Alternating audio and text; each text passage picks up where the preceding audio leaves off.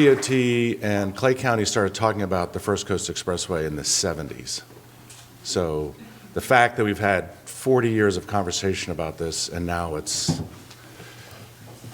a reality almost chokes me up. So, but anyway, welcome to Clay County's Economic Development, our 5th annual First Coast Expressway Summit. Thank you for taking the time out of your day to join us.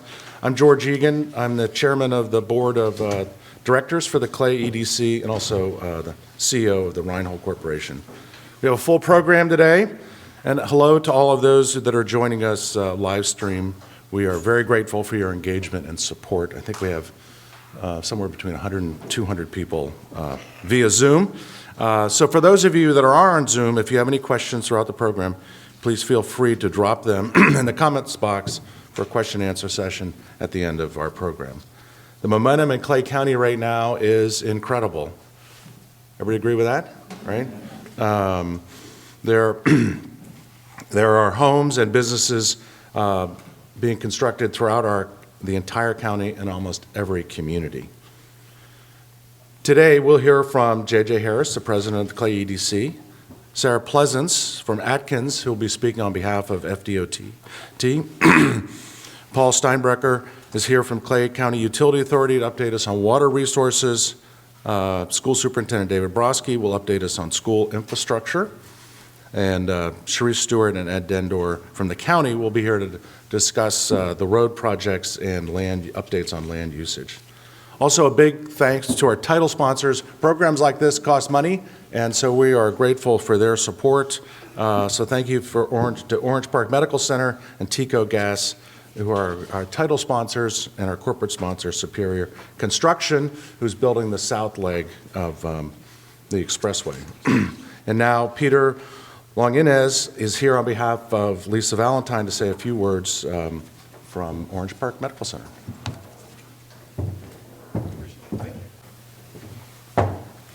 Good morning, everyone. If you glanced at your program, you could probably quickly connect that I'm not Lisa Valentine. She had a urgent family matter that she was called away for, so I'm happy to stand in and be here this morning to tell you about some of the exciting things that's happening at Orange Park Medical Center in addition to Clay County. At Orange Park, our mission is, above all else, we are committed to the care and improvement of human life, and that really is the core of our mission in terms of being able to provide great access to great care for patients in the community here in Clay County. That's really our charge as the administrative team at Orange Park Medical Center, and so I want to take some time to tell you about some of the growth that we're seeing at our facility. So some by the numbers, some stats. Over 130,000 patients came through our doors in one way or another last year. Obviously a challenging year in the healthcare world, but we continue to press forward and continue to grow. In the ER, we saw over 100,000 visits. Almost 2,000 babies were born at Orange Park Medical Center last year. And some of the programs that we're really focusing on growth in terms of the cardiac space and the neurosciences space continue to evolve and deepen in terms of the services that we offer. We have 10 GME programs, so I didn't know if you all knew we have an academic medical center right here in Clay County. Very proud of that.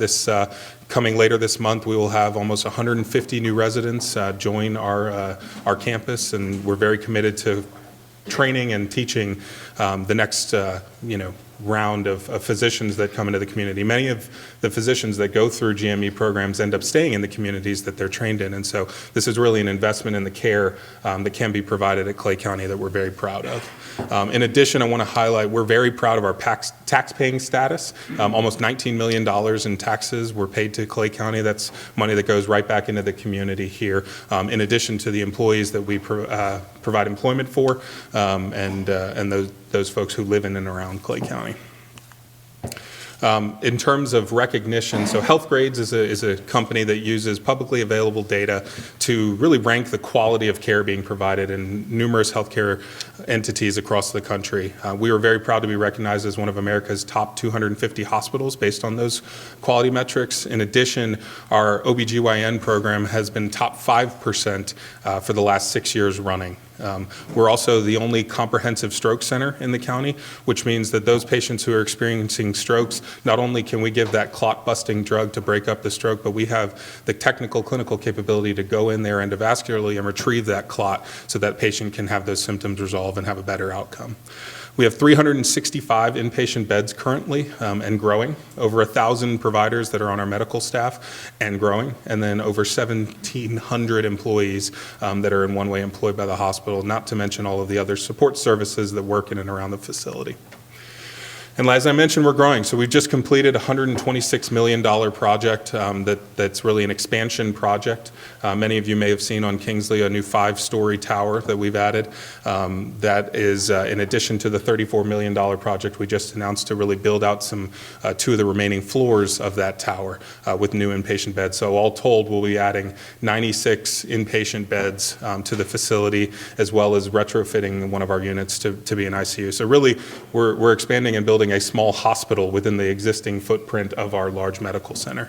We're also just underway with construction for a 60,000 square foot medical office building that'll house many of the physicians' practices that operate and practice at Orange Park Medical Center, but also many that don't and see the opportunity in Clay County to come establish a footprint and really elevate that care and bring their services to that. So we're proud of that. Just a little bit more detail on that bed tower. So there are 48 new private inpatient beds that have been constructed. I've got some pictures here to show you. A new registration area that's really focused on that throughput and ease of access for the patients to come interact with the medical center and move through the process, as well as some upfit and renovations to our imaging and outpatient services. This phase 2 that's just recently been announced, building out second and floor shell spaces of that new tower and renovating one of our existing units to convert it from a step-down unit to an intensive care unit. You know, we're really purposeful and thoughtful of how we expand and what areas we decide to use those capital resources for. And so a lot of thought goes into what the current patient need as well as the future patient need is going to be for the patients that are in our community. And so we're looking at that from a skill mix standpoint and recognizing we need to invest in some of those intensive care resources. Here's some pictures of the new bed tower. Very aesthetically pleasing. We really tried to make it feel a little bit more homey, a little less clinical. A lot of interesting technology that's woven in, and many of you have been through the tours, and you're welcome to come through as well to tour these new units. You'll see in one of the patient rooms, every room has a 55-inch TV. We have a lot of technology that's integrated into the hospital, from location tracking, where we can find where wheelchairs, stretchers, IV poles, as well as our clinical team. So when a nurse walks into the room, the patient's notified that that nurse has entered the room and says, "Nurse Susie has entered your room." In addition to Apple TV, so patients can use their streaming services they're used to doing at home, but also the clinical care team can integrate some of that care. Physicians can pull up lab results, review films on those TVs, and so it's really about communicating and involving the patient in their care so that they can be active and participants in that. Lastly, the medical office building. So that, again, is 60,000 square feet over 3 floors. We're having a groundbreaking ceremony next week. You're welcome to attend. It's a groundbreaking in name only because we have definitely broken ground on that site. So it's more of a special ceremony to celebrate the progress that's being done. But that'll be physician office space for some of the practices that are already on campus, as well as those that will be there in the future. So again, we appreciate the opportunity to be here today to sponsor this special event. We're proud of our commitment and service in Clay County and look forward to being part of its growth in the future. Thank you.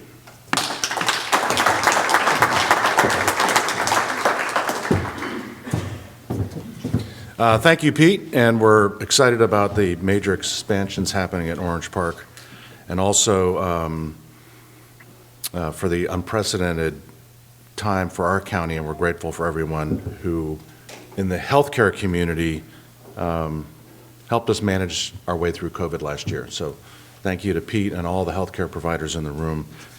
Last year was a very interesting year, which I hope we don't repeat. So, but anyway, looking forward, I'd like to call Jason Roth from TICO. We'll say a few words about their programs in the county. Good morning. My name is Jason Roth. I'm the External Affairs Manager for Northeast Florida for TICO Peoples Gas. First of all, I just want to say it's great to see everybody. I think it's probably been about a year and a half since a lot of faces have been in the room together. So Thrilled to be out and about. That's a really tough act to follow. I don't know what to say other than I'm not going to take up a lot of your time. You're not here to listen to the gas guy talk. I will say that TECO Peoples Gas is part of a family of companies. We are a combination utility. Our electric operations are in Tampa Bay with Tampa Electric. We're the third largest electric utility provider, but we're the first largest natural gas provider in the state with over 400,000 accounts throughout Florida. We touch all four corners of the state. Locally, we have about 40,000 accounts in the Jacksonville MSA, of which this is part of.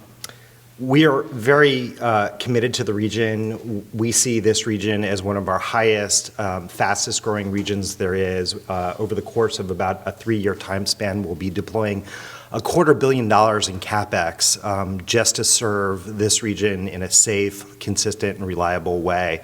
The biggest question I always get when I talk in different communities is gas available? Can we get a line to come into our neighborhood or to our business? And the short answer is yes. We have a vast network of pipes that are running through major thoroughfares, commercial areas, and if anybody is out there willing to partner with us, we're willing to lay the pipe to bring a safe, reliable fuel source to their doorstep. So again, not going to belabor, not going to take up much of your time. Thank you very much for your support. We're glad to support the Clay County Economic Development Corporation, and we're happy to be a great partner. Thank you.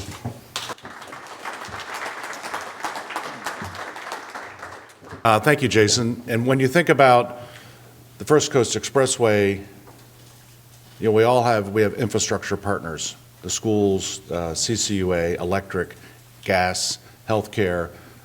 You need all those components to make a successful community, and so thank you to TECO Gas to being part of that. We've been documenting the construction of the First Coast Expressway project for a few years now, really since 1978. And it's one thing to see its progress from the connector roads, but to fly it really puts the project in a new perspective. I'm going to give a big thank you to our videographer, Evan Kay, for your great work and dedication on these projects. So now we're going to play a video, a flyover. It takes about 8 or 9 minutes, and enjoy.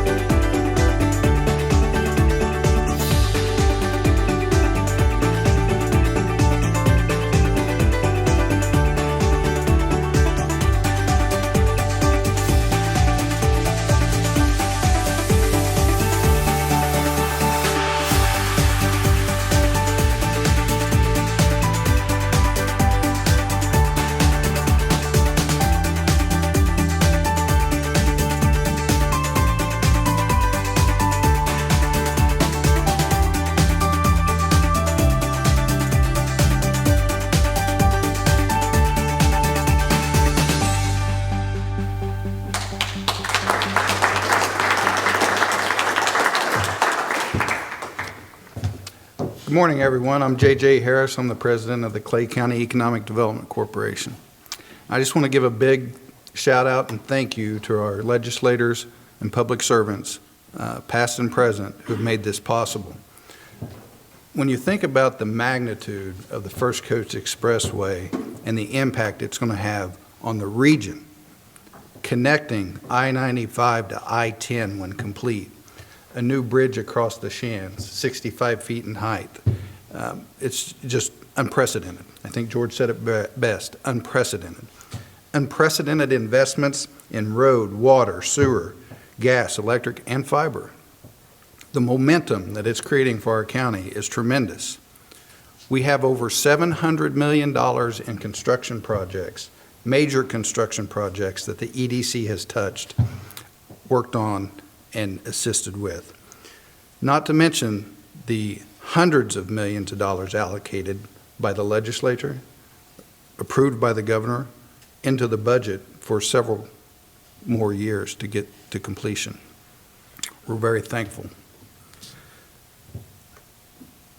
All totaled is $1.2 billion in public investment in infrastructure. Over 650 jobs, new jobs, that will pay over the average of $50,000 annually. The momentum is, again, unprecedented. When you think of words, how to describe what's going on in Clay County because of this, the partnerships with the cities, the towns, the county, the Chamber of Commerce, the CCDA, the CCUA, our utility partners. Words come up like commitment, leadership, teamwork. What's the results of that? Planned, orderly, forward-thinking investments.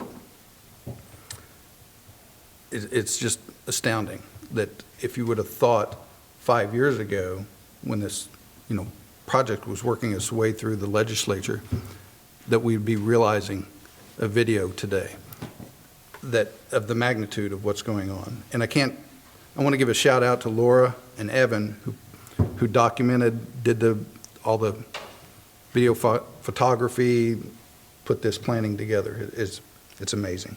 But let's talk about some of the projects that we just recently announced just this year. Niagara Bottling at Challenger Center, which is in Middleburg, just up from St. Vincent.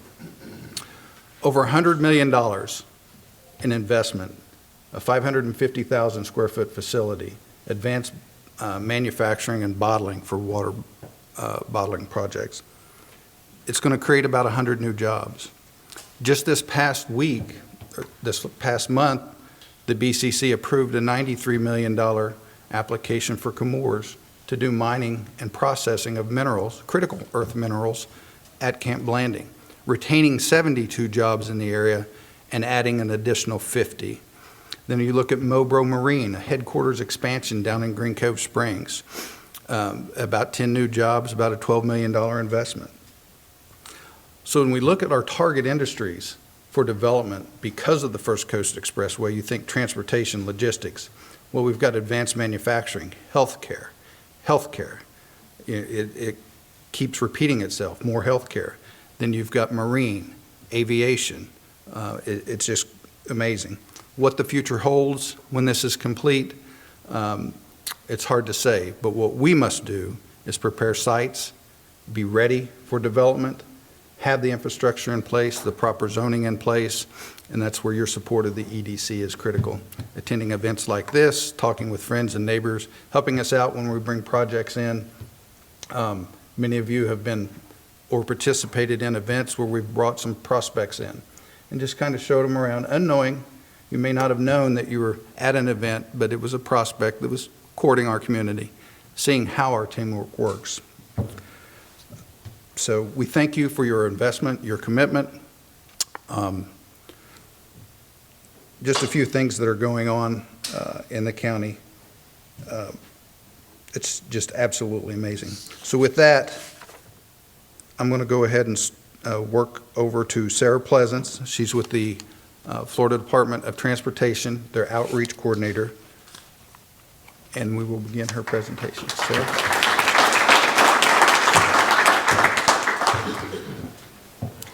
I am Sarah Pleasance, and for the past 4 years, I've had the pleasure of being the primary community outreach specialist for the First Coast Expressway, among other projects in Clay County. So if you have complaints, see me after. As we've discussed, Clay County and the Jacksonville region as a whole is growing exponentially. We've seen huge residential growth in Duval, Clay, and St. Johns County. In the last 2 months of 2020, there were 500 residential building permits in each month alone just in St. Johns County, and that was still in the midst of a pandemic. So as we've seen, there's a lot of demand, and infrastructure is needed to be able to support that growth. Clay County, prior to the First Coast Expressway, was the largest county in Florida without a limited access expressway. And at the time construction started, 70% of Clay County residents were commuting outside the county to get to work every day. So that's the highest number of any county in the state. And so one of the goals of the First Coast Expressway is to provide the foundation for the economic development so that more people can stay in Clay County to work. The First Coast Expressway has been planned for decades, as we mentioned before, to provide that foundation for economic development. We've seen a lot of that growth already occurring in proximity to the segments of the expressway that are open, especially up around Cecil Commerce Center. Some of the major employers that have come in or expanded around the expressway are listed up there. And then we've also seen a huge increase in residential developments, either already under construction or planned. Argyle Forest, Azalea Ridge, Governor's Park, and then on the St. John side, the Silverleaf community. And also, just as importantly, hurricane season started this week. As always, we're hoping for a quiet one, but we've seen in the last decade or so, with named storms, major storms, approaching our region pretty much every year, the need for additional evacuation routes to be able to get people out of not just Northeast Florida, but throughout the state. And the First Coast Expressway provides another route to get people out from South and Central Florida to safety during a storm. So as we discussed, planning for the First Coast Expressway is 4 decades in the making. The original environmental impact statement for the segments that are open now were approved in 1981. The segments that are under construction and in design, those EISs were approved almost 10 years ago, and construction began on the first segment of the First Coast Expressway in 2013. And we're anticipating the full route to be completed by 2030. So it's been a huge undertaking, decades in the making, with a lot of teamwork from a lot of different agencies. So I just wanted to recap the pieces that are open that you're probably already driving on. We have the extension from I-10 to US 90 that was completed in 2018. I-10 to Argyle Forest. Started in 2013, completed in 2019, an investment of $77 million. And that was a lot of upgrading existing roadway as well as adding some new roadway and interchanges to that project. Similarly, we have the segment from Argyle Forest to Blanding. Another expansion of some existing roadways as well as some new roadway between Argyle Forest and Blanding, including new bridge over Double Branch and a lot of irrigation and drainage installation with that as well. So now we're going to look at the segments that are currently under construction that we just saw in the video. We've got the North Project that goes from Blanding to just north of State Road 16. Cecere is the prime contractor for this project. It's about $229 million investment. Construction on that began in 2019 and is slated for completion in early 2025. It's 11 miles of completely new roadway, so starting from scratch. 4 lanes, a new drainage system, lighting, all electronic toll gantries, and 26 bridges, including 2 new 4-span bridges over the Black Creek. So currently, 95% of embankment work is complete south of Sandridge. Paving in that area is slated to begin later this year, and about 80% of embankment between Sandridge and Henley. The Sandridge Road Bridge is currently under construction, expecting to see that completed later this summer. And then all the pilings for the Black Creek Bridge have been driven, and they're moving to work on the foundations and the bridge columns. By the end of this year, we'll have decks poured on about half of the 26 bridges on the project, with another 10 set to be completed by the end of next year. Road work has started north of Black Creek, and we've got Clay County utility work that is also complete on that project. Sound walls have been installed near the Rolling Hills neighborhood. Overall, for the North project, we're at about close to 47% of work completed and 38% of contract time used. So the North project is ahead of schedule. And then we have the South project from north of State Road 16 to east of County Road 209, basically to the St. Johns River. Superior Construction is the prime contractor on that project. It's a $180 million project, about 10 miles of new roadway, drainage, 18 new bridges, and the toll gantries. So 95% of the embankment work between County Road 15A and the North project limits is completed on this project, and then about 75% on kind of the south end of the project. We've got 14 of 18 bridge decks poured. They're getting close to being done with the Springbank Road realignment, and then structural asphalt completed from State Road 16 to just north of Governor's Park in one direction.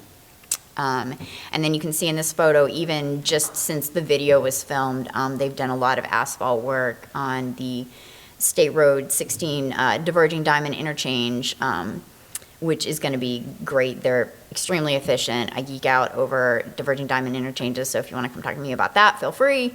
And then quite a bit of utility work and ITS work done as well. 18 of 20 ponds have been excavated. Good bit of the drainage installation is completed, and shout out to Superior. They've got about 2/3 of construction done, and we're at 35% contract time. So there's still a lot of time left in the contract, but they're making great headway. So the next segment is the new bridge over the St. Johns River to replace the existing Shands Bridge, which, as we all know, is 2 lanes, one in each direction. Not really a lot of emergency shoulder there, speed limit of 55 miles an hour, and a clearance of 45 feet.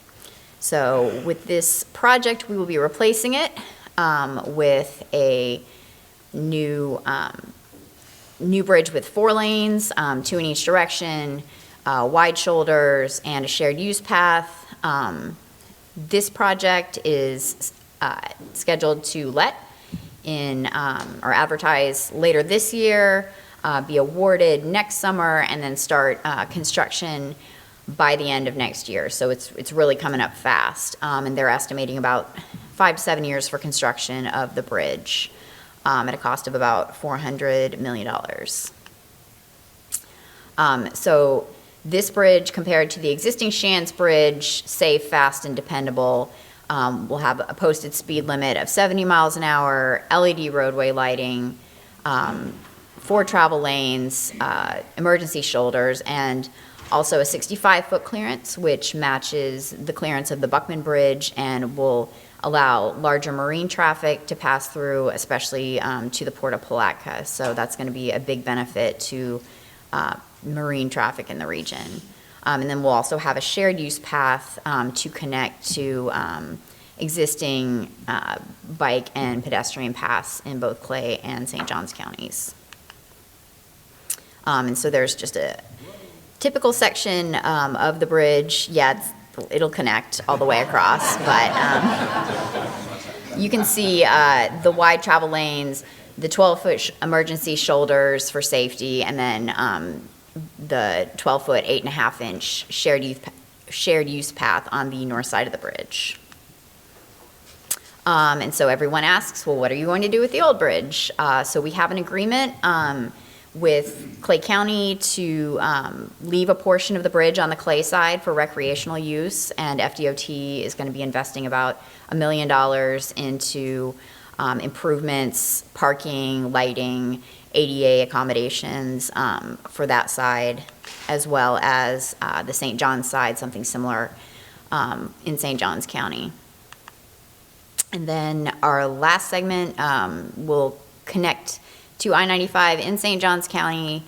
That project is scheduled to advertise next year and be awarded in spring of 2023 and get under construction mid-2023 with completion around 2030.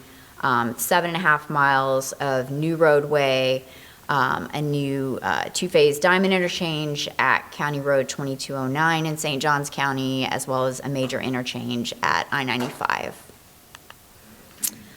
So all told, when completed, the First Coast Expressway is going to be 46.5 miles of limited access, high-speed expressway that connects Duval, Clay, and St. Johns counties, paving the way for a lot of economic development, a lot of residential development, and just giving people their time back.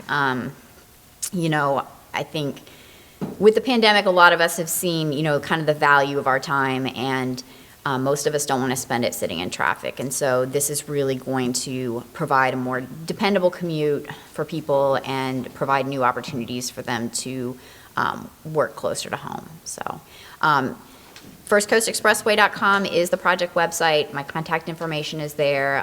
If you have any questions or comments, feel free to get in touch with me. Thanks.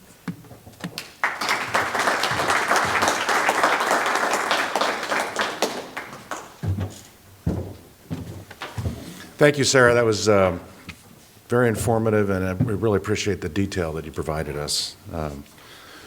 So now we're going to talk about what we're doing locally. And when you think about local effort, it really starts with our elected officials. So I just want to make two comments. First, recognize who's in our audience. Van Royal, City Council of Green Cove Springs, Lynn Rakowski from Keystone, Mike Sella, and J.B. Reninger here from the Board of County Commissioners, and Dave Borowski from as school superintendent. And really what I want to say, I want to thank the public officials who take the time and energy to run for office and provide good counsel, good stewardship of their slot, of their silo. And I just want to thank you for doing that, for stepping out and putting yourself out in the public and being good partners in all of this. So with that, see who's next on our list here. Paul Steinbrecher is senior engineer from the Clay County Utility Authority, water and sewer. Can't go anywhere without that. So Paul's going to give us an update on their projects. Good morning, everyone. Sarah, that was outstanding. I learned a lot. Thank you.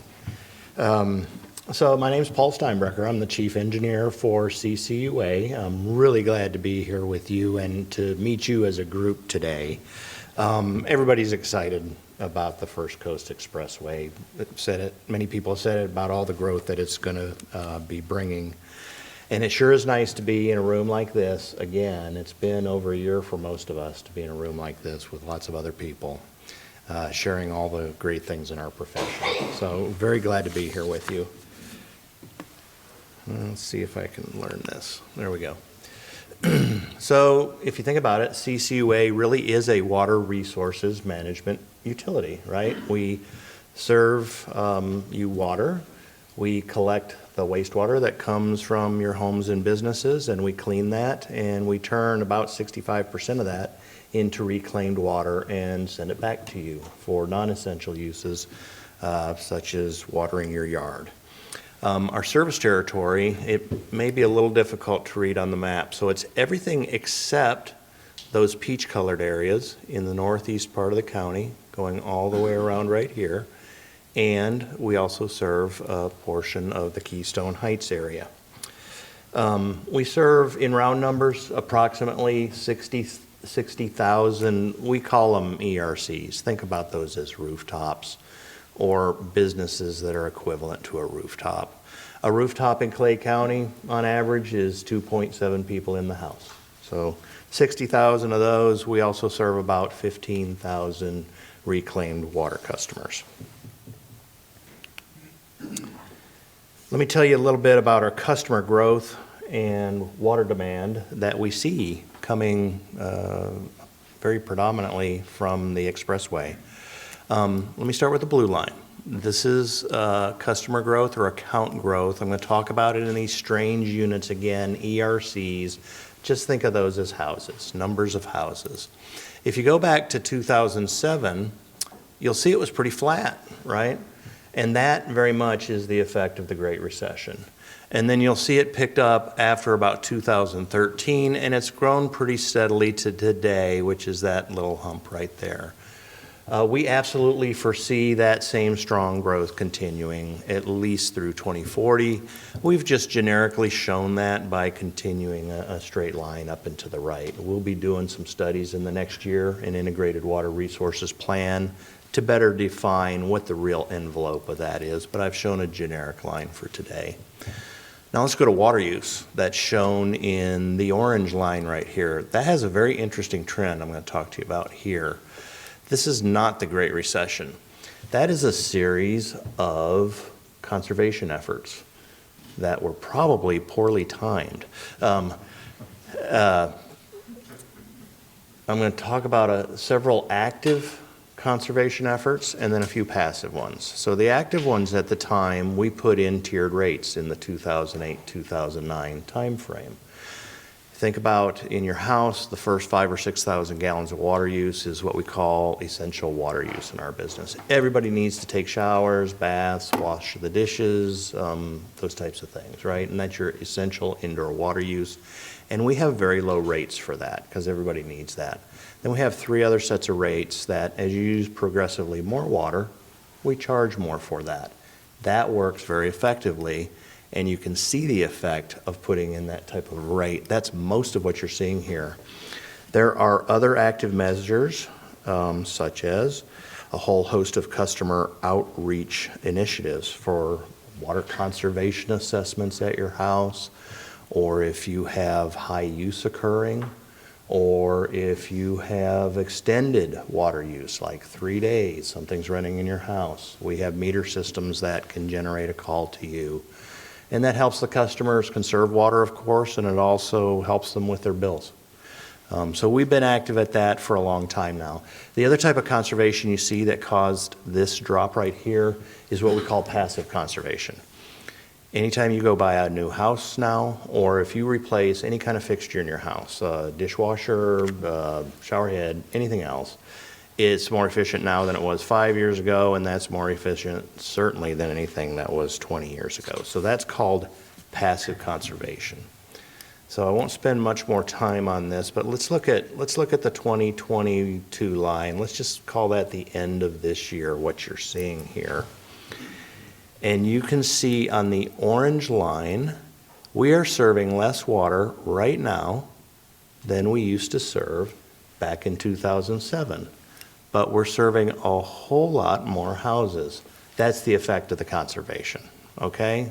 What that does for us in the county is we have built this much conservation in, and that will serve us well into the future from a water supply perspective.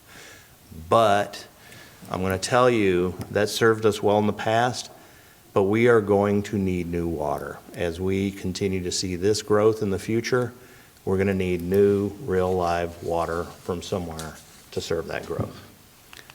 How are we going to do that? Well, projects. In our current capital improvement plan for the next 5 years, we've got about $200 million of projects currently loaded in there. Some of the projects that are happening right now are shown on the left. I won't read them, but we're doing a series of upgrades, new plants, and expansions right now that are happening or they're about to go out to bid in the next 2 or 3 weeks. And we'll be busy with a whole set. We have many, many more projects planned for the next 5 years that will serve all that growth down through the corridor we've been talking about, and especially this very high growth region in Mr. Egan and his shareholders area here, and Governor's Park and the Saratoga Springs area. So where's that water going to come from? I told you we really are going to need water. Historically, it's come from the aquifer. That's been a great source in Florida. We have a fabulous aquifer called the Floridan Aquifer, very prolific, but it's reaching its sustainable limits. And so we want to be able to pull from it for all time and not damage it. CCUA, really under former leadership, this goes back to the Ray Avery times, almost 20 years ago, really forward thinking at that time, said, you know what, aquifer is not going to be enough. So CCUA has been a leader in investing in conservation and reclaimed water, I'm going to tell you, for about a 20-year period now. You saw the effect of that conservation. Part of that's the effect of that purple pipe and reclaimed water system. So 65% of what you send back to us, we're sending to you to use as reclaimed. I just told you a minute ago, that won't be enough in the future, so we need other things. So I'm going to talk to you very briefly about some alternative water supplies. We're looking at 2 different ones right now. This top part of the graph is stormwater harvesting. So we've got a project, it's on the expressway. It draws from under drains near a small pond near the expressway. You've seen lots of ponds like this. There's one right outside the door here. It's possible that water in the vicinity of those ponds, shallow groundwater, could be used to augment our reclaimed water system. You think about the last couple of weeks, your yard is probably dry, got a bunch of brown spots in it. Maybe you ran your irrigation a little bit longer in the last few weeks. We don't produce that much wastewater on those days. So we have to put something else in the reclaim system to make up for that reclaim demand. Right now, we're using aquifer water to do that. We'd like to use a lower quality source. And this project, which is a partnership with the Water Management District, will help us understand the cost, the quantity, and the quality of the water that can come out of those ponds or shallow trenches near the ponds, and whether that's a good source to augment our reclaim system or not. We think it will be. I'm going to tell you about another one here. I'm real excited about this one. Purified water from reclaimed water. So we put reclaimed water on yards right now. It's a technology we're going to look at next year. It's growing very rapidly in the United States and in the world. It is, I'm going to tell you, it is not a technology issue at all. People have been doing this safely for a long time with 2 leading types of technologies. It's grown a lot in the U.S. and the world. They do it every day on the space shuttle, because every time somebody needs a drink of water or to wash something up there, they don't send a rocket with water up there. They reuse what they've got. So it is not a technology issue. What's different is the cost of it. Like a lot of technologies, as adoption has gone up, the cost of it has gone dramatically down. So now it's within a reasonable price range for utilities to add as one component of a water portfolio. It would be pretty expensive if you did the whole water supply this way. But think of it in terms of a 5% tranche of the water supply or a 10% tranche that you grow over time. We're starting a pilot project. It's in the design phase right now. It's going to be running late next fall, and I really hope we can get a lot of you to come out and see it, and we'll begin a community conversation in the next few years about whether this makes sense as part of the supply in Clay County in the future or not. I'm going to end with this. Obviously, the water business is a sustainability business, but we're also an extremely highly regulated business. Because of that, we've been very proactive in planning for the types of changes you see. I talked some about that. I mean, going back 20 years ago, putting in what were technologies of the future at the time, or conservation initiatives of the future at the time. We're at another junction to do that with alternative water supplies right now. And we think our proactive approach and strong partnerships are really aid us in doing this and being on the front end rather than being reactive to these changes over time. So I know that was a lot in a short period of time, but I wanted to share with you what we've been doing to plan for some of this growth and be ahead of it and make sure that we're serving you clean, safe, affordable water when all these developments come online. Laura, you tell me, are we doing questions now or are we waiting till the end? We're going to do them at the end. Okay, great, thank you.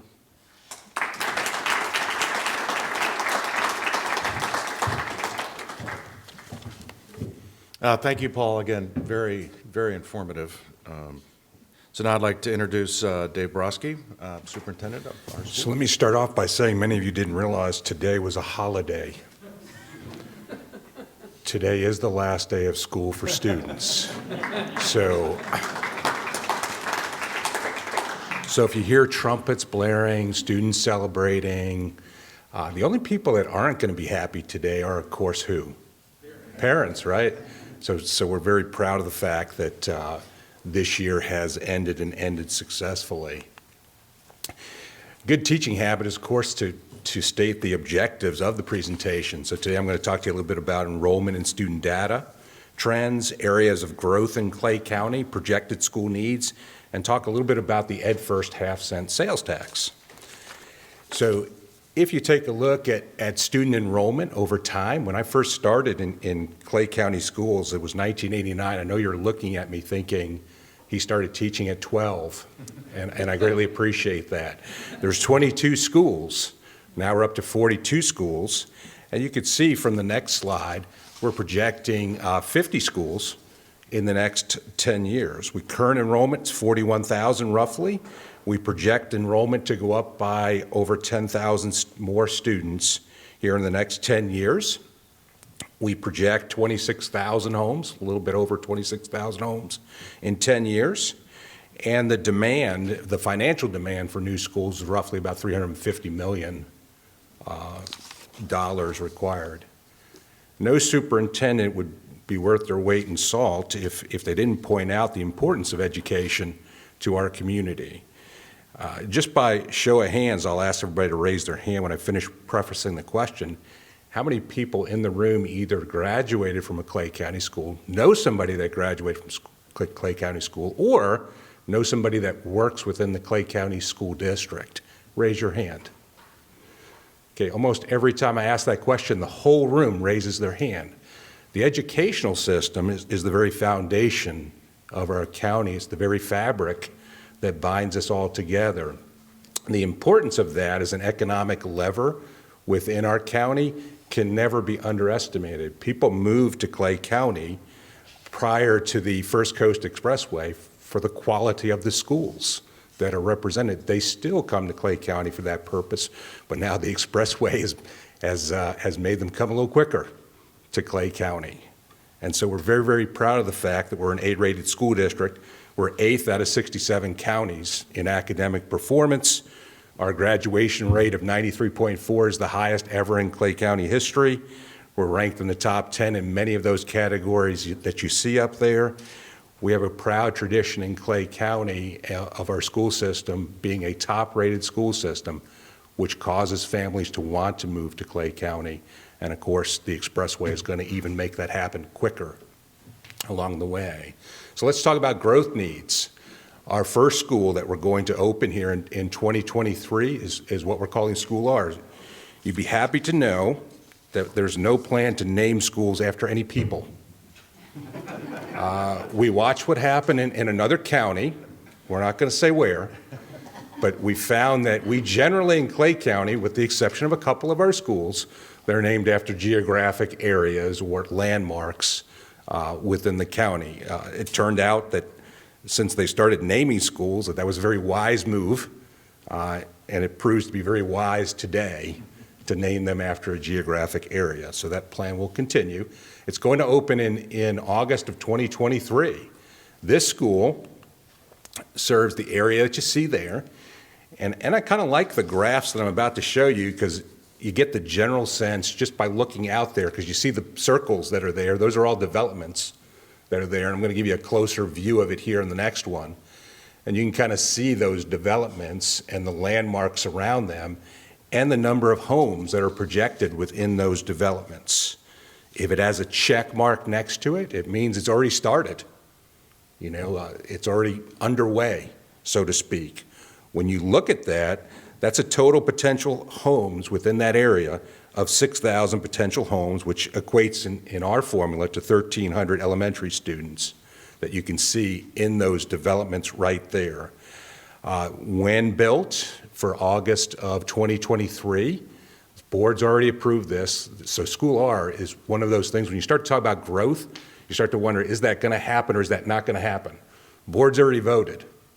School R is going to happen. It's going to all open on August of 2023. This isn't a projection of growth. This is happening, okay? We are going to also use, when we rezone for that area, this will also relieve some crowded areas into the Patterson Elementary School attendance zone south of the waterway there. So you can see all of that development in that particular area. You can also see from this particular chart, we thought it would be kind of cool to kind of make the circles about the size, try to represent them. Don't hold us to the scale, but you could see where all of these developments are from the previous slide, and we put the number of projected homes within it. Of course, the colors are important to us. Those are a current attendance zone, with the blue being Lake Asbury Elementary, the brown being Shadow Lawn Elementary, the pink being Rideout, and the green being Charles E. Bennett. So you can see all of that development in that area. Our next school that's within our 5-year plan, not voted on by the board, so I would call this, hey, this is going to happen, but hasn't really had the board vote. It's in our 5-year plan to, in fact, happen, which is in the Oakleaf Tynes area. Again, a big view of it, a wide view. You can see this is going to affect Coppergate, Tynes, Argyle, Oakleaf Village, Plantation Oaks, Discovery Oaks, the junior high, and the high school. We recently rezoned students from Oakleaf to Ridgeview, but Oakleaf is still an area that has over their maximum capacity, over 100% capacity at those schools. So when you look at that, remember all the check marks mean development's already started, that they're building within that area. So again, when you look at this, there's the potential there of 3,000 homes, which is roughly 630 elementary school students. That will help with the overcrowding at Discovery Oaks, Plantation Oaks, Tynes, and Oakleaf High School in that area. So when you're looking at Oakleaf and Middleburg area, the 1 to 5 year outlook, about 400 additional elementary school students. Again, you can see the circles there of planned developments that are already out there. 300 more additional elementary students in the 6 to 10 year range is what we're projecting. When you look at this next slide, it talks about Tynes Elementary, and if you've ever been out by Tynes Elementary, you can see the extreme growth that's happening out in the Tynes area. Right now, if we did nothing, Tynes would go to over 120% capacity. So when we start to talk about capacity at schools, school systems have to be nimble enough, because you're looking at about an 18-month build to actually build a school. So you have to kind of project out that growth and initiate construction in proper timing for those students to have a place to go. Otherwise, the other schools wind up with increased capacity beyond what they should have. Okay, so those two are on the books right now. They're in our 5-year plan. But then when you look further, like what do we anticipate as a district further? Of course, Saratoga Springs and is one area that we're looking at for growth, as well as Governor's Park. When we estimate approximately 8,500 homes, which is roughly 1,700 elementary students. Governor's Park, about 6,300 homes, about 1,400 elementary students in the future. This chart basically shows proposed sites for Saratoga Springs schools, and you can see potential opening dates. Please keep in mind that those are not set in concrete. I was talking to a group yesterday, and I said, please don't go out of the room and say, Broski said the school's coming, because I didn't say that. I said one of the things you have to do is project out, and of course you adjust your projections depending on the actual growth that occurs within that area. So when we look at Governor's Park, here are proposed schools for the Governor's Park area when that gets built out, including two K-8s and a high school in that area. So I think kind of looking at an overall summary, here's what we're looking at. A total number of 26,000 roughly new homes in the area. The First Coast Expressway completion by 2029. And total number of students, when we use our formula, our algorithm, to figure out the number of students based on the number of homes. Of course, you don't actually know how many students are moving into that home, but you can use historical data in order to come up with a formula that tells you the number based on history. And that's what we do within the school system. So when you look at that, you're looking at about a little over 10,000, almost 11,000 students over that time frame. Don't need to tell you that that costs money in order to build schools. There's some rough estimates as to amounts of money that it would take in order to build those schools. Right now, the district has many immediate needs for deferred maintenance. And so when we're talking about the first half-cent sales tax, I know that it's been a long time coming. It's been tried twice in Clay County, so we're very proud that the voters recognize the importance of education to our county and our development. So just some brief overview there. It's the first time that we've had one. So far to date, we brought in $2.3 million. We anticipate $13.5 million in 1 year's time. Right now, we had our first Citizens Advisory Committee meeting. It was held on June 1st. This is a group of 15 people that ensure that the money that is collected is spent on what the ballot language said it would be. There's always anytime some government agency gets money from the public through taxpayer dollars, there's always an accountability issue where they want to ensure that that money is spent in that way. That is the purpose of this group. Our first meeting, it's a very inquisitive group that's already, I think there's a fraud investigator and all kinds of people on there that volunteered to get onto this committee so that they can in fact scrutinize how those dollars are spent. I will tell you that the district currently has roughly $9 million just in air conditioning and roofing needs. So there's an immediate need also with those taxpayer funds. And so with that, I will turn it back over, and I thank you so much.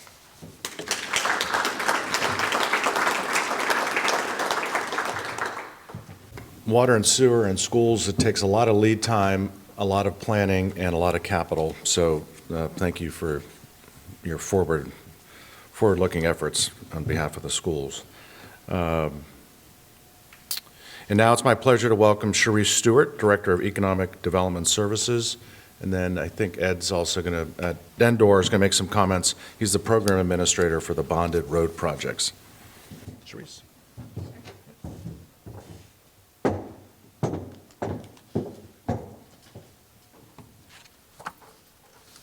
Good morning. Does everybody need to get up and do a couple jumping jacks? Or y'all still awake out there? We've been waiting for you, Okay, good. Well, we are glad to be here this morning, and just like everybody else, happy to be out and about and in public and visiting with folks. So Ed Dindor and I want to take a few minutes just to give you a Clay County update. We've done this for 5 years now, so we wanted to do something a little different. We've talked pretty frequently on an annual basis about zoning and land use and that kind of stuff and the interchanges. We wanted to change it up a little bit, so hopefully what we share with you is very informative. And Ed's got some really cool work going on with the bonded road projects, and you'll see it's something you can track almost on a daily basis. But let's just talk for a few minutes about Clay County being on the move. So today we have about 219,000 residents in Clay County. In 1971, we had 30,000, so we've come a long way quick, and growing continually, so keep that in mind. And most of you guys know most of this information, but I think it's important for people that are newer to our county to understand what all Clay County has to offer. We all know that the eastern border is the St. Johns River. There's a very diverse creek system. We've got lots of lakes in our county. We have 160 miles of trails and parks, which is important for quality of life. We also have about 1,500 acres of public lands, which makes us pretty unique in the Northeast Florida area. I think one of the things that's important about Clay County is you still have a small town feel. We've got 219,000 people, and I talk to folks on the phone all the time from all over the United States, and bar none, every single one of them says, everybody I've talked to so far down there is so nice and willing to talk to you. And so I think that's a very important thing for Clay County, and I think that's what makes us unique and different, to be honest with you. We all know it's a great place to work, play, and live, so we're really working to try to get Sarah's work numbers from 7 out of 10 working out of county. We're trying to change that around. So, and I think we're on the right track. JJ talked a little bit about that earlier as well. We all know that the First Coast Expressway is a game changer for us, and we're going to see that. And so since we're having all these changes in Clay County and they're so frequent, we're trying to do a lot of advancements within the county itself. I can tell you specifically with Economic and Development Services, essentially the third floor of the Clay County admin building, we're really working diligently to ramp up. One of the ways we're doing that is with our Tyler software system. So if any of you guys do anything with development and building and all of that good stuff, engineering, by the end of this year, we're going to have a new software system totally different than what we have today. Very, very user-friendly. And you'll be able to go on as a citizen and get tons of information. And we'll also be able to have a better system to utilize from the inside out for you guys. But what's also super cool is Clay County, St. Johns, and Duval are all going to this same software system. So I'm sure they'll all look a little bit different from one another, but they'll have the same basic premise, which is going to be super important for anybody that does any work in that Northeast Florida area, three-county area. They'll have the same system to be able to utilize. And we talk monthly with St. Johns County in order to really help our systems to mirror one another. And actually, we're just learning from each other. We're in different levels of getting that process completed, and we're actually ahead of the other two counties. So our system will start before theirs. So, we're trading ideas and that kind of thing. So I think that'll be a big thing for us.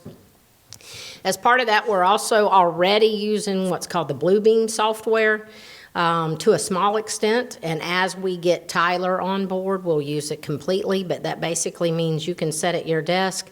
Pete and his guys with their Orange Park project can send us stuff via email. They can put it in our Dropbox and that kind of thing, so it's going to make our work much more efficient, which is super important. We're also trying to hire a lot of new staff, which is a godsend. I think I've got 2 people starting on the 23rd, 1 starting on the 9th this month, and I just can't wait. So I got 3 more folks starting in my shop alone, and everybody's doing the same thing. Everybody's trying to ramp up because we're just so busy. One of the one of the numbers I'll throw out there is we're 25% ahead of where we were last year for single-family home building permits, so it's quick. I would also encourage you to go look at our claycountygov.com website. It's new and improved. It's really good. It's much more friendly than it has been in the past, so I would encourage you to utilize that. You can get tons of information on there.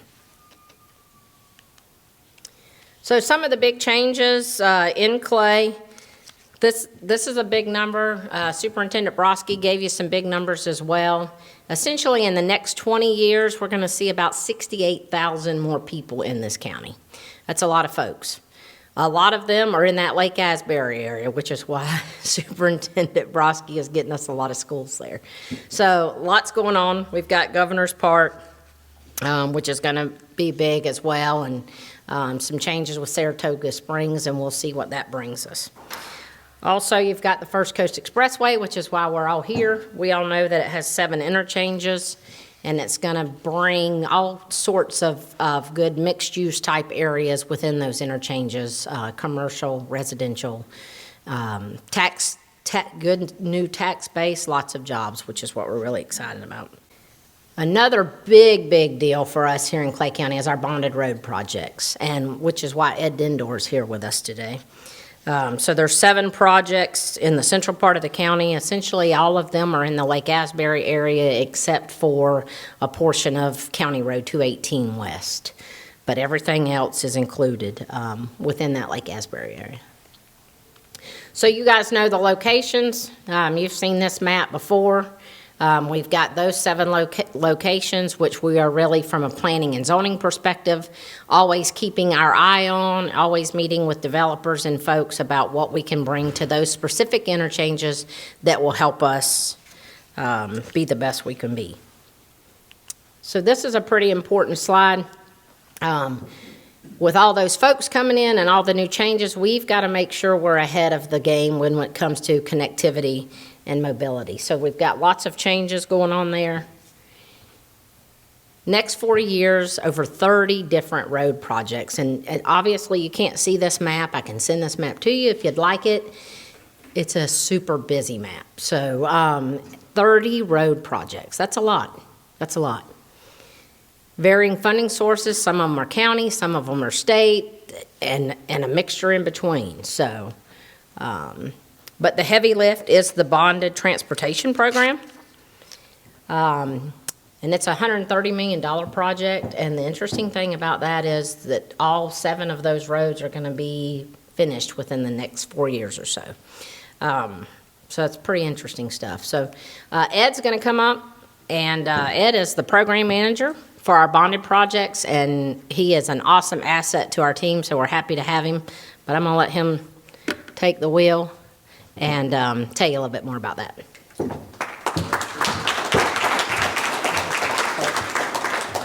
Thank you, Sharice.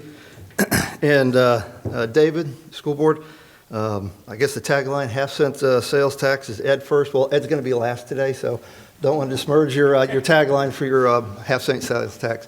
As far as the bonded transportation program, again, Ed Dindor, program administrator, specifically brought in to assist with the bonded transportation program. There is a deadline, as Sharice had mentioned. Fall of 2024, all these roads will be in place. These are somewhat of an eye chart. The intent is not to give you something to strain your eyes on, but we'll give you a link and show you where to access that information toward the end.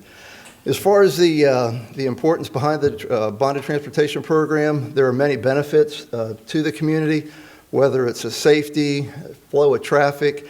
As you saw, the new First Coast Expressway coming through, essentially the bonded transportation projects are going to connect the interconnectivity of that roadway.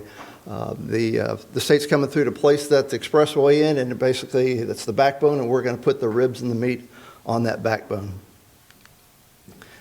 From a strategy standpoint, accolades to the prior administration as well as the current administration from the county management as well as the Board of County Commissioners really set the strategy and the wherewithal as they saw this work coming down the road months back, last year. for the bonded projects. With the bonded projects, you don't want to ramp up and develop a huge department to manage these projects. So I'm kind of an army of one with essentially the support with the WGI, who is the owner's representative. WGI brings to the table multiple additional assets such as surveying, right-of-way acquisition, stormwater, environmental strategy management for all the projects, as well as project controls. We had mentioned earlier costs. Costs are obviously a concern. We want to stay within our budget of roughly $130 million, and to make sure it's judiciously spent across all the projects. So with that, there are 7 projects, and again, looking back at management's decision on how to develop those 7 projects, 2 of them are going to be design builds. The first project, County Road 218, has already been bid, and we're in the process of signing an agreement with Anderson Columbia for that work. And the second design build is the large, if you would, connector, the First Coast Expressway connector that runs from State Road 23 all the way back to County Road 315. And then the other 2 categories or classifications of projects are what we're calling CMAR, Construction Management at Risk.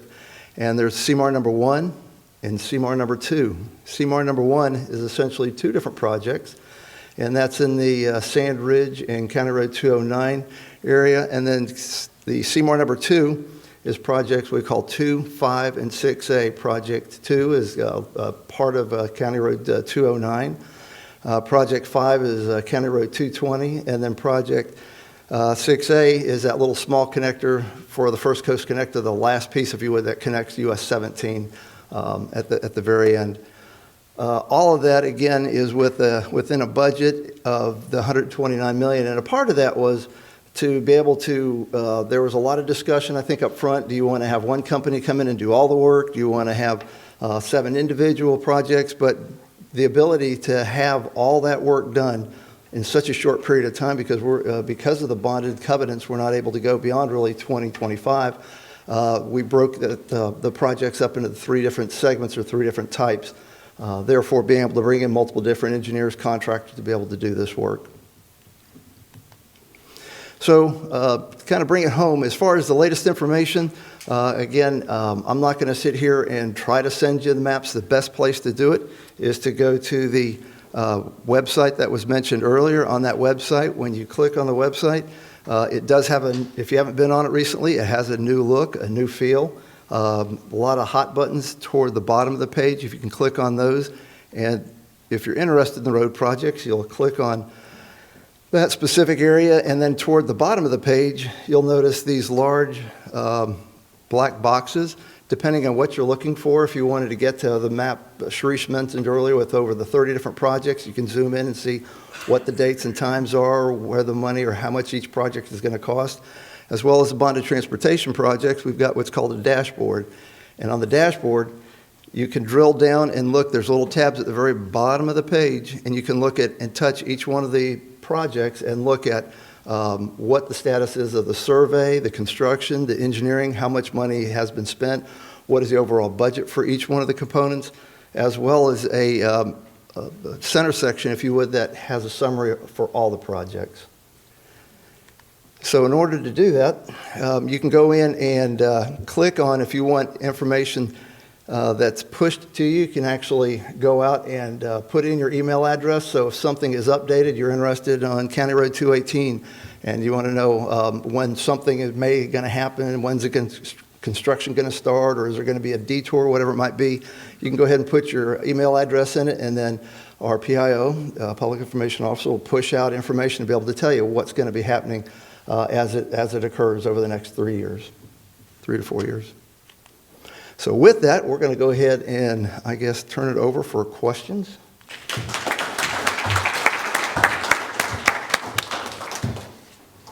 Sharice and I were just commenting out in the hall, comparing this session to the first one 5 years ago, and just the amount of change and activity.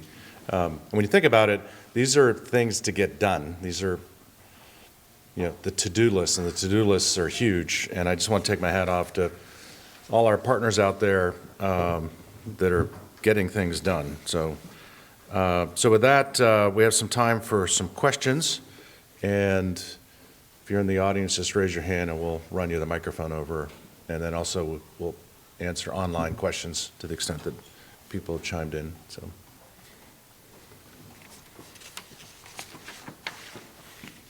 And being a good moderator, I'll start with a question. Question for Sarah. So if the southern portion gets completed ahead of the northern portion, will that southern portion be opened prior to the northern section?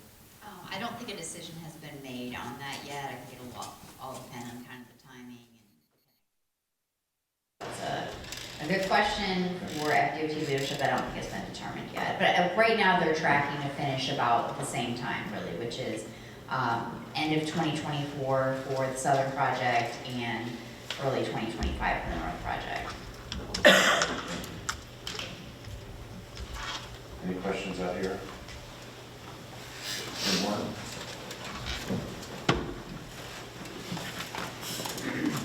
I believe this is a question for you. You mentioned 24 bridges. Is that, I mean, is the definition of a bridge not crossing water? Is that the flyovers and over? All right.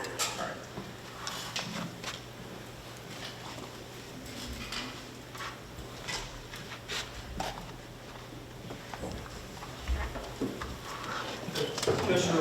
This is for CCUA. I didn't see any initiative of septic to sewer, capturing the rural part of the county and make it, into a more suburban, which is where we're headed, so. Yeah, I was gonna wait for the mic. Oh. That's a good question. Right now, we've got one project that's happening, and it's another district project. So there's a $1.5 million project starting in the Doctors Lake area. Like, we're going out to bid with it in a week.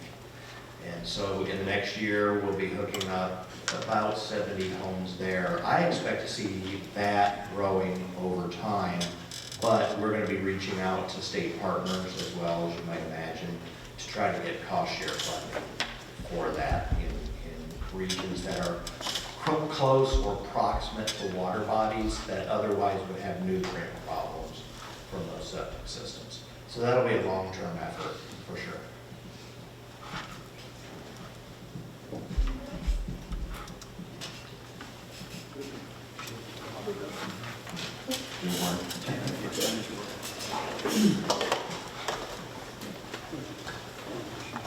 Sorry, I can't help myself, but this is an education question, so this one's for you, David. I mean, with all of this residential construction, which is massive, and most likely these are out-of-county construction companies, and I know we probably have some construction trades programs in the district. Is there any more thought of sort of adding to that and trying to kind of create partnerships with these construction companies to hire our Clay County students? It may be more of a question for the state college, but I would imagine that we do have some stuff coming through there. Any thoughts of how we could like drive even stronger partnerships with these companies as they come into our county? I'd say, yeah, we have strong apprenticeship programs, and we'll continue those apprenticeship programs. One of the challenges is going to be to actually have the workers to actually complete some of the projects, because everybody's competing at the same time. And so we really look at school build, and if we build Doe in 1 year's time, we're looking at 18 months for school R that you see in August of 2023, just because trying to get the individuals to come in and actually complete the work is going to be challenging and going to be going hard. And so yeah, we're going to continue to work on apprenticeship programs, got some strong ones at Orange Park, Middleburg, and all of our high schools really, and we'll continue to do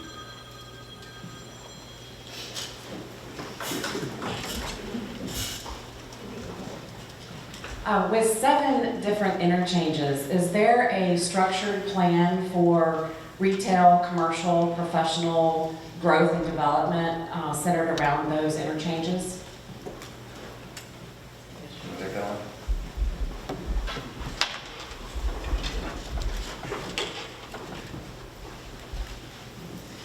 The simple answer is yes. All 7 of those interchanges have some very specific makeup, and we can share that information with you. They're essentially all some sort of mixed use.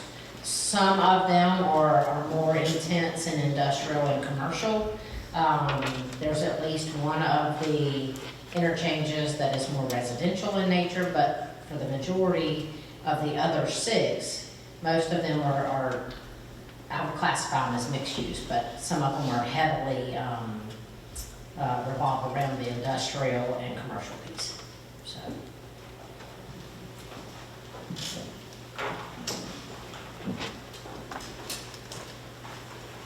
I had a question for David. So you've got 2 schools on your program right now, are both elementary schools.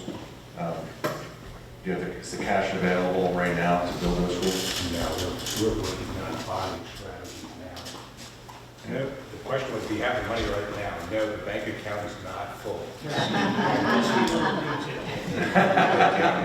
So we're in the process working on bonding strategies for the new schools. You know, the half-cent sales tax is a blessing at $13.5 million, but the immediate plan is to use those for deferred maintenance needs that are current right now, the second, as we plan for growth.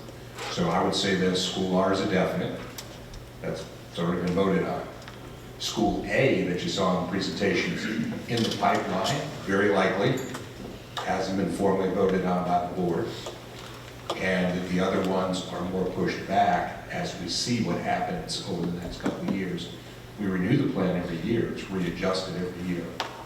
So I'm sure this presentation in the future will look different as years progress.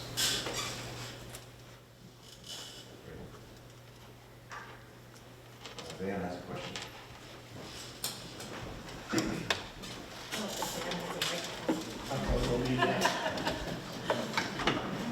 Wall Street Journal yesterday came out with an article about funding, and this goes to each of the partners to talk about strategies. And I know that Greenville Springs, we just $10 million bond for electric use, dropped our rates from 3.1 to 1.7 with no penalty.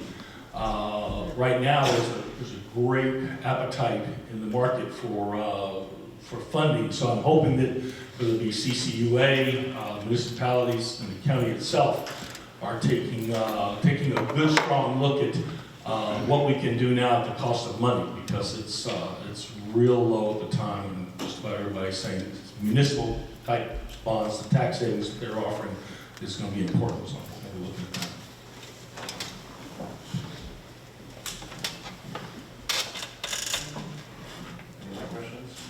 Any questions online? Okay. Also wanted to give one final shout out. Travis Cummings is back there. We now know him as a private citizen.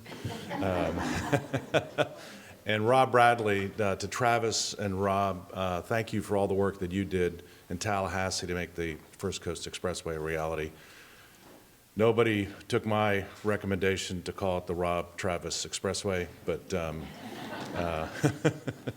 just want you to know that we know that it in large part happened because of all your efforts, so thank you for that. So, all right, so to bring us home, I'd like to bring up our corporate sponsor, Pete Kelly from Superior Construction, one of our great contractors, to bring us, to close us out, and then I'll have a couple final words. Thank you. Oh. He couldn't be with us. He had high school graduation call. You did? So he Okay. sends his best regards. Okay. Well, I will tell you, I've driven the construction road, and it's pretty impressive, and just in terms of the magnitude of what they're doing. Superior's doing a great job. They're a local partner with the EDC and really in Northeast Florida. So if you see Pete, give him a high five. So with that, I guess my final comment is everything we're talking about is really about quality of life, okay? And this is our chance. I mean, the magnitude of what's going to happen in the next 20 to 30 years is so significant. And we really want to make Clay County a great place to live, to work, to raise kids. And people in this room are going to make that happen by sharing their vision, not for next week or next month, but for the next 5, 10, 20 years. So thank you for coming today. Thank you for your commitment. Thank you for your engagement. And we'll be back here next year, and it'll be even more exciting. So thank you. Have a great day.